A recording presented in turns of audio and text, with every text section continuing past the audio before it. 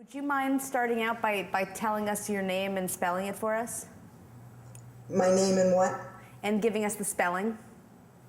Oh, sure. My name is Kathy Rosen, Kathyrosen.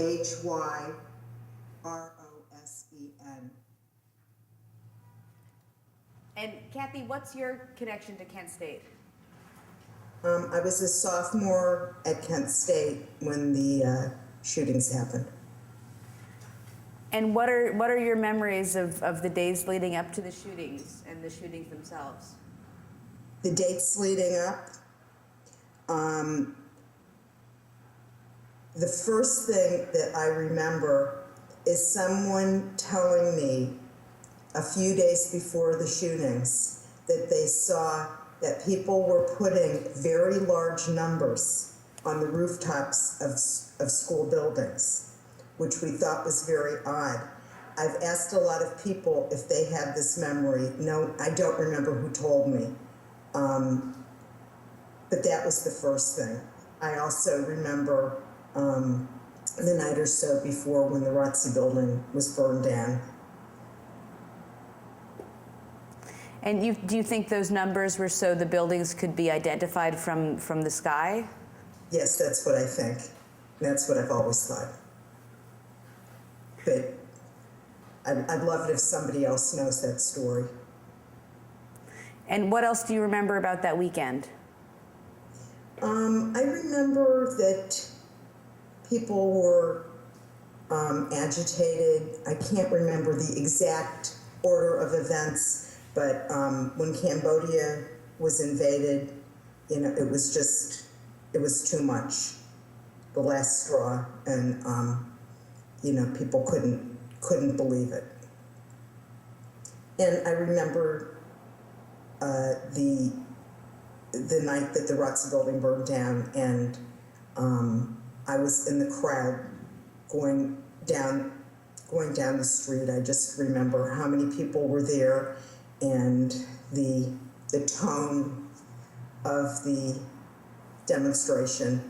I didn't see the building get set on fire, but I just remember the whole feeling of we have to do something about this.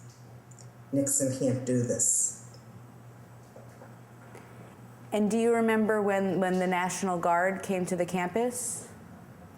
In a vague kind of way, because it had a very surreal feeling about it. You know, what are so many soldiers doing here? And then the helicopters. That's really a big memory for me. To this day, when there are military helicopters in the sky, I get very anxious. It never feels like anything good will happen. And what are your memories from the morning of Monday, May 4th?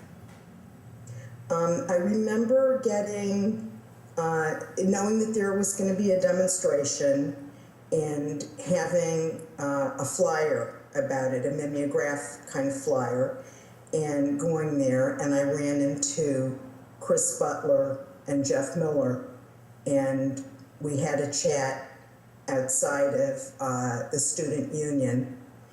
And then I went to the top of the, I went to the top of the heating plant, which was, in my memory, sort of one of the buildings that surrounded that common area, with a woman named Kirsty, whose last name I can no longer remember. She was a photographer, an art student, and she went up there to take pictures, and I just went to the roof with her. We were very well acquainted with it because there were artist studios in the heating plant. And we saw the event from the top of the heating plant, from the roof. And what do you remember witnessing? What I remember clearly was that things happened in unison. I remember, you know, I didn't hear the shots. I wasn't close enough, but I saw things from that distance, from above, happening in unison. And then I saw people scattering, you know, in all directions. And after that, you know, we went down to see what happens. I remember sort of smokiness, and it must have been the gas canisters going off. But when the National Guard moved, they moved together. It didn't feel like people went rogue. It felt like people moved in unison because they were told to. From on top of that building, what were you seeing down below? Could you see the parking lot, or could you see Taylor Hall? Could you see the pagoda?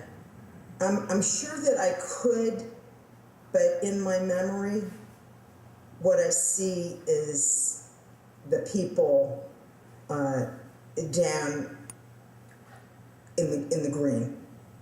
I don't really see the buildings. You know, I'm not taking mental notes because I think something so profound is going to happen. I'm just looking at, God, all these soldiers are here.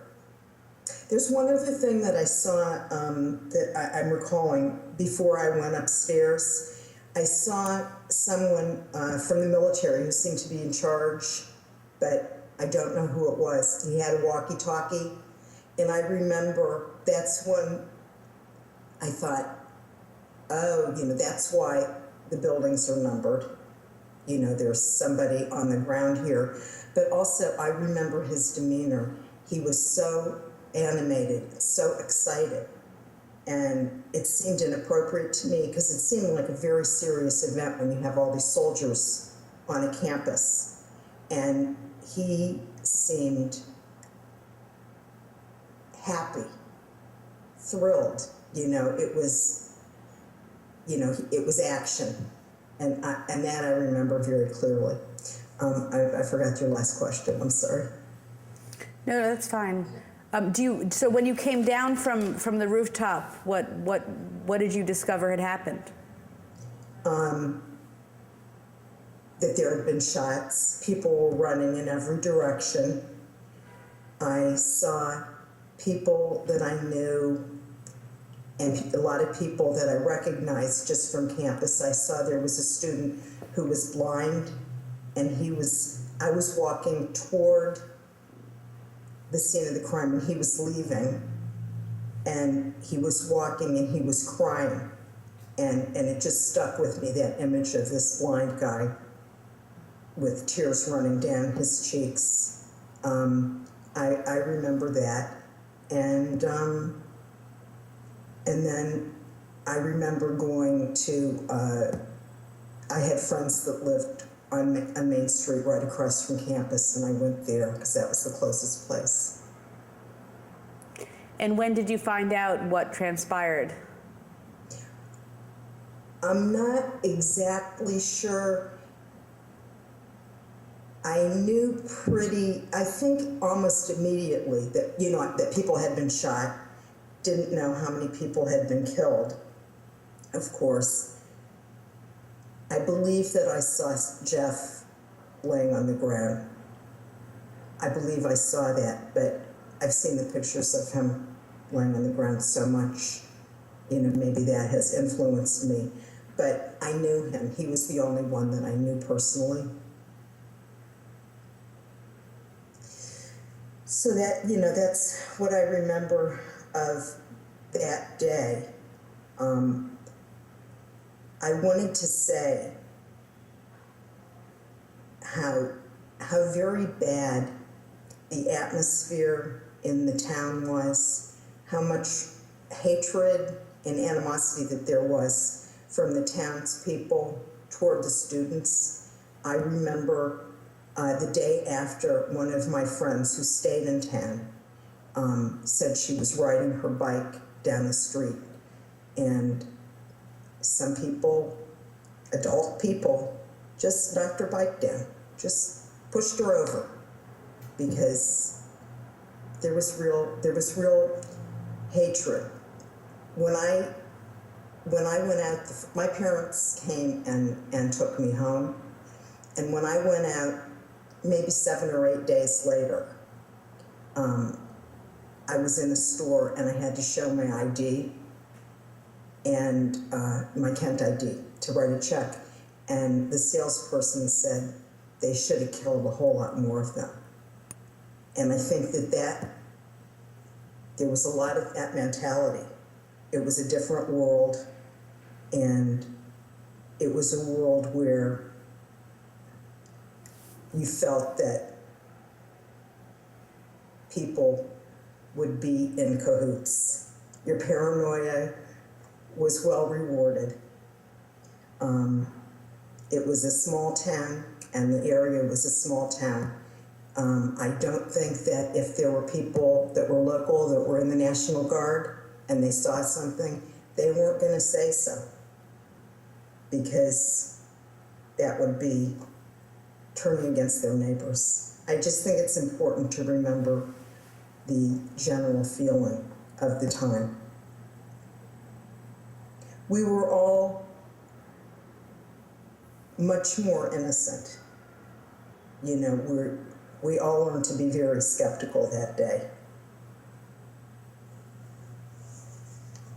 What did it mean to you to know someone who was killed that day?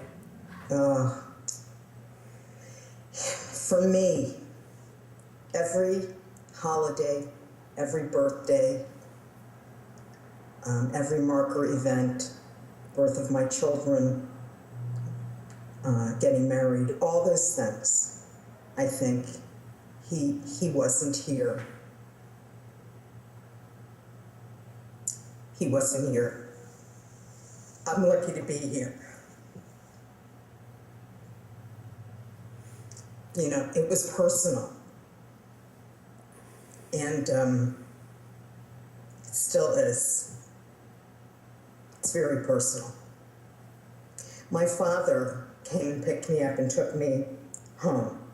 And I was in the back seat of the car listening to the radio, listening to the misinformation on the radio about what happened within 2 or 3 hours of the murders. And I was crying. And my father turned around and he slapped me across the face. My own father. And, you know, he said, you shouldn't have been there. You know, so, you know, the generations were very divided. You know, my house was very divided. And, you know, when I look back, it's just really unbelievable. And it gets more unbelievable. The pain, the loss of life, and the loss of innocence makes me more and more angry, because I never have felt that this was random. I don't think it was random that there was someone on the campus working for the FBI, taking pictures and carrying a gun around.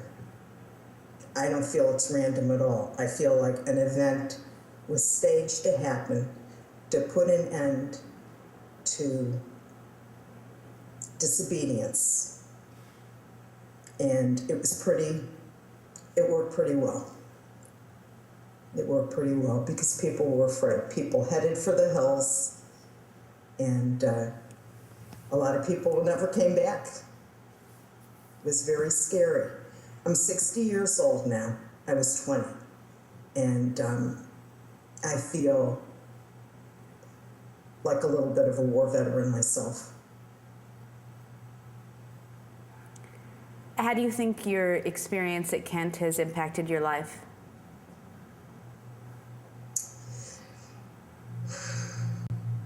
well, to never take for granted being alive, being in this world. Never take authority for granted.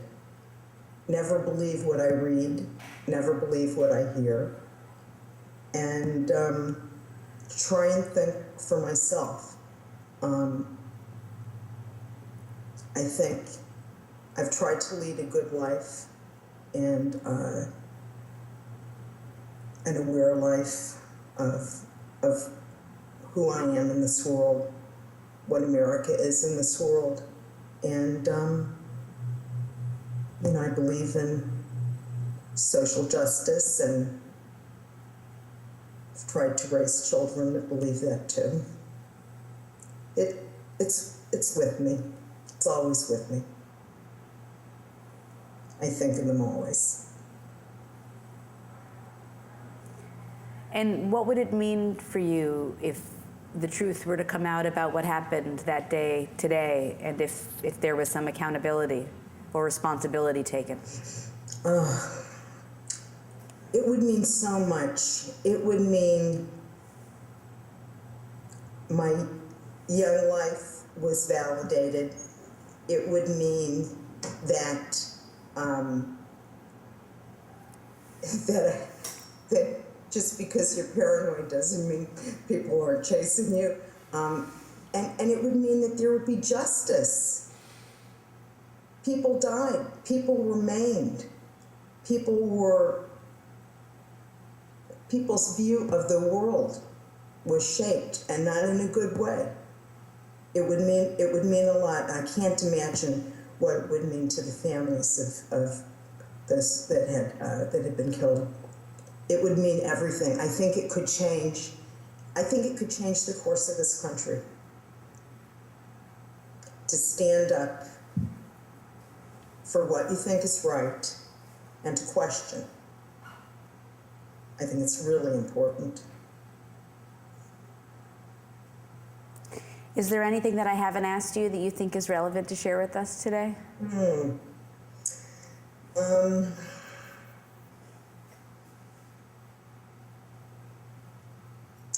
I think that I covered what I wanted to cover. I think so. Yeah. Well, thank you so much. This was Thank terrific. you for the opportunity. It's really important, and we all appreciate it. Thank Keep you. up the good work. Thanks.